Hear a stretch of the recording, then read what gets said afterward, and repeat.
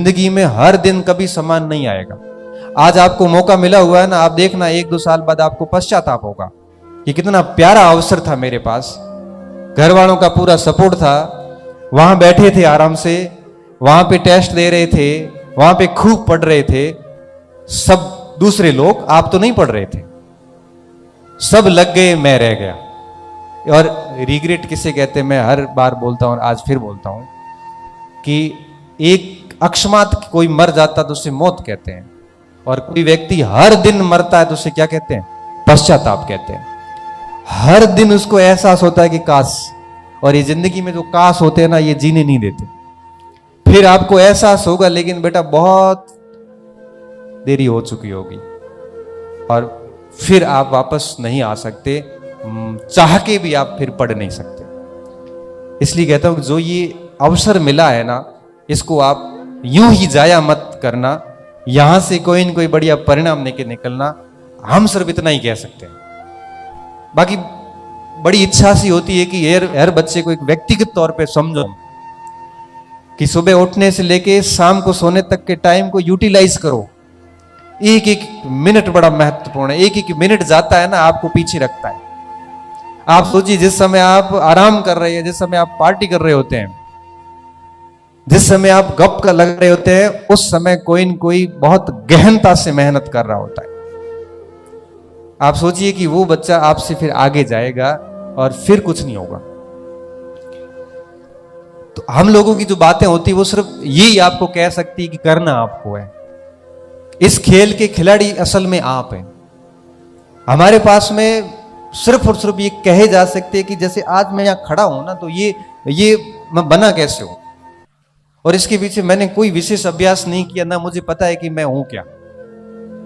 मुझे इतना पता है कि मैं कल सुबह जब घर से निकला था, तो उससे पहले मैं ब्रिटिश भारत में न्याय व्यवस्था टॉपिक पढ़ के उसके 4 पेज के नोट्स बना के कोचिंग जाके एक क्लास लेके कॉलेज जाके 2 घंटे पढ़ा के 3 बजे वहां से निकला हूं। उससे आज का दिन मेरा गया, क्योंकि आज मैंने कोई क्लास नहीं ली। मुझे सिर्फ इतना ही पता है। और पिछले 15 साल से ऐसा कोई शायद दिन नहीं गया होगा कि पढ़ाई नहीं की होगी। लिख लिख के, और जब वो रजिस्टर देखता हूं ना, आज भी ऐसे अकेले खड़ा होता हूं, रजिस्टर देखता हूं, खाली पड़ी 50-60 पेन, जो मैंने वर्जन 5 पायलट वो पेन है खाली कर करके जो साइड में डाली हुई पड़ी है, वो जब देखता हूं तो बड़ा सुकून मिलता है कि मेहनत की है और अच्छा लग रहा। बस ये ऐसा इन्वेस्टमेंट है जो आपको इतना रिटर्न देता है जिसकी कल्पना आपने कभी नहीं की होगी। इसलिए कह रहा हूं कि एक एक मिनट के इंपोर्टेंस को समझना, इसको बर्बाद मत करना। और 1 साल, 1.5 साल, 2 साल तक अगर आप ढंग से लग जाते हैं तो मुझे लगता नहीं है कि रिजल्ट रिटर्न नहीं मिलेगा। बाकी एक वो बात आती है ना कि भाई किसी को कोई बच्चा कहता है मुझे सर याद कम होता है, कोई कहता है सर मेरा दिमाग ठीक नहीं है, मतलब मुझे ठीक चीजें याद नहीं होती है। मैं सिर्फ एक ही बात कहता हूं कि ये मस्तिष्क वाली बात जो है ना, ये बहुत ही बड़ा झूठ है। याद तो मुझे भी नहीं होता था, मेरे भी 10वीं में 49% ही बने थे, खूब रटने की कोशिश की थी, याद ही नहीं आई परीक्षा में। याद तो मुझे भी नहीं होते थे, 12वीं में भी ऐसा ही कुछ हुआ था। तब मैं कहता हूं कि याद वाली बात गलत है। सच ये है कि आपने सीमित मटेरियल को लेके न तो शॉर्ट नोट्स किए, न उनको 8-10 बार पढ़ा। अगर ऐसा किसी ने किया तो उसको खूब याद हुआ है। आप अगर सोचते हो कि सोचते सोचते आप ऐसे पढ़ोगे, ऐसे ये पढ़ाई नहीं है बेटा, ये खाली आप पढ़ाई का प्रदर्शन है। इसलिए बहुत बढ़िया पढ़ाई कीजिए।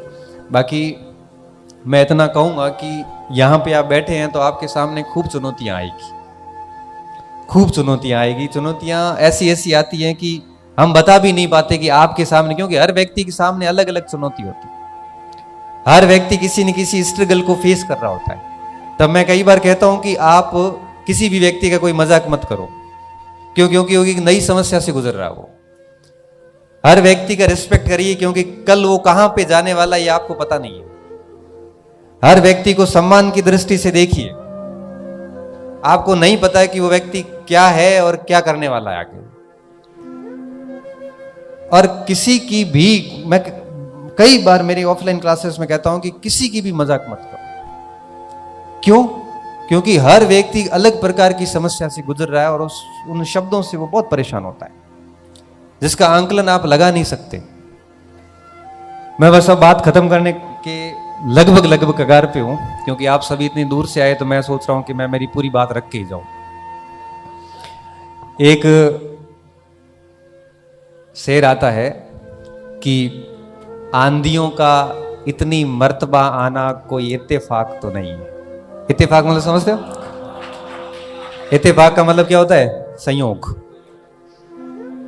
आंधियों का इतनी मर्तबा आना कोई इत्तेफाक तो नहीं है, बस यूं समझ लेना मेरी कश्ती इम्तिहान के काबिल रही होगी। बस यूं समझ लेना कि मेरी कश्ती इस इम्तिहान के काबिल रही होगी।